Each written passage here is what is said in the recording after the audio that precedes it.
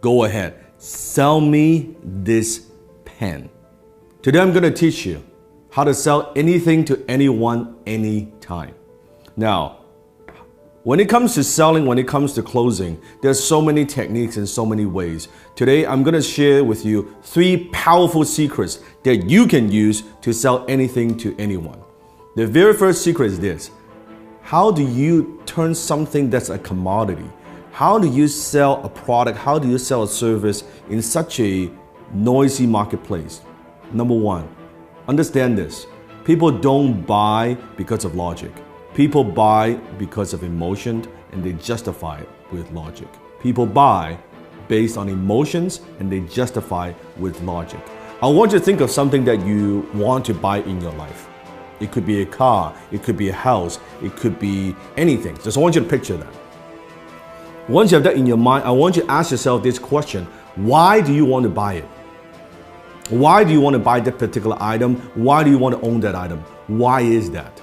Maybe it's a new suit, it looks good on you. Maybe it's a new dress. Maybe it's a new car. Maybe it's a new house. Maybe it's that vacation. But why do you buy it? I want you to dig a little bit deeper. If you peel through the layers, I think you'll realize you are buying emotions. Maybe you buy the item because of greed. You want to make money or you want to save money.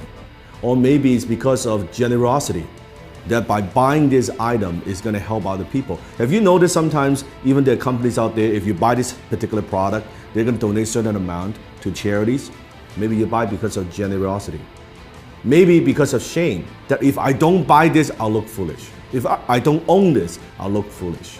Or maybe it's fear, that if I don't buy this, I'm going to be missing out. I don't want to miss out.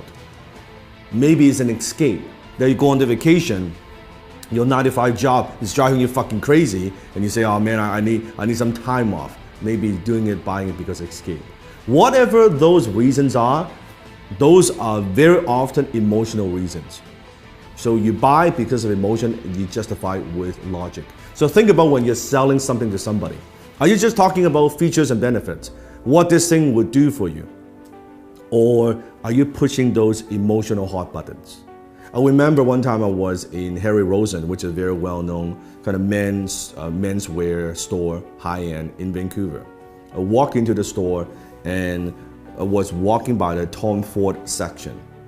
And the salesman approached me and said, sir, is there anything I can help you with? I said, no, I'm just browsing around. And he said, do me a favor. Put this suit on. Now, at the time, I've never owned a Tom Ford suit before. I have a lot of suits, but I don't have a Tom Ford suit. He said, do me a favor, put this on. I said, all right. I put it on. He said, how do you feel? Well, it feels pretty good. I said, okay, also try this on. Put on this tuxedo. I said, okay, that's pretty good. He said, oh, it looks great. He said, sir, are you a fan of James Bond? I said, who isn't a fan of James Bond? Like, duh. He said, you see this suit right here, this tuxedo, is the exact suit, exact same design as James Bond wears in Casino Royale. You know the scene when he was gambling? He said, fuck, it looks good, right? And before you know it, I bought the damn fucking tuxedo, right? And it's a lot of money, costs a lot of money. And if you think about that, what am I buying? I'm buying emotions. What I'm buying is this. I'm buying when I wear this tuxedo, I feel good. As a James Bond fan, I feel like James Bond. Even logically, I know this, of course, is not James Bond. I'm not James Bond. But emotionally, it takes me there. This is cool that I own, I wear the same tuxedo, the same fit, right? The same everything. And then he upsold me on the damn, like the shirt and the cufflink, the whole 9 yards, right? That's what I'm talking about. People buy because of emotions and they justify with logic. You have to understand that. Don't push your products, don't just push your services, don't push the features and benefits. Think about what are those emotional hot buttons that you're pushing. Number 2, people don't buy their way into something, they buy their way out of something. It means people very often, they're buying something because they have a problem they want solved. They want to buy their way out of that problem. People don't buy the drill, they want to hold on the wall. So what is it that you are helping them solve? What problem? What is it? What is that thing? You have to understand. So I always say the amount of money that you make is in direct proportion to how deep you understand your marketplace's pain. The amount of money you make is in direct proportion of how deep you go, how much you understand your marketplace's pain. So you have to understand what it is, what are the pains that people have, and how can you help them relieve some of that pain. So think about that. Number 3, people don't buy products and services, they buy stories. Because when there are so many choices out there in the marketplace, on the internet, any product that you want, there are hundreds and hundreds of choices. How do you stand out? How do you add emotions to a commodity, a pen? What's the difference between a $2 pen like this or an $800 Mont Blanc John F. Kennedy limited edition exclusive pen? $800 pen. It's the same pen. It has the same functions. Story. When you add story to an item, suddenly when you add the John F. Kennedy, the president's story attached to a brand, to a logo, it is 10 times more valuable. It is 100 times more valuable. It is 300 times more valuable than a particular pen.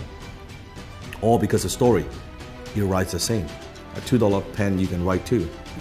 That's the difference. So think about what's the story?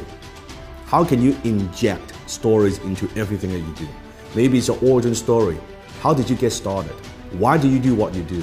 What are also stories of your customers? I just launched a new YouTube channel. You can click on the link below. I'll put a link below in the description. You can check it out. It's the Dan Lok Global Community on YouTube. It has nothing to do with the program that I teach. It has everything to do with stories. It's stories from my students, what they have learned, their background, their stories. It has nothing to do with me. It has nothing to do with the program that I run. It has nothing to do with that but stories. It's other people's stories, other people's success stories. So where are you using stories in your marketing, in your business? How else can you use stories? Remember, facts tell, stories sell. Facts tell, stories sell. So comment below, tell me, based on these 3 secrets, how will you sell me this pen? Go ahead, comment below, sell me this pen.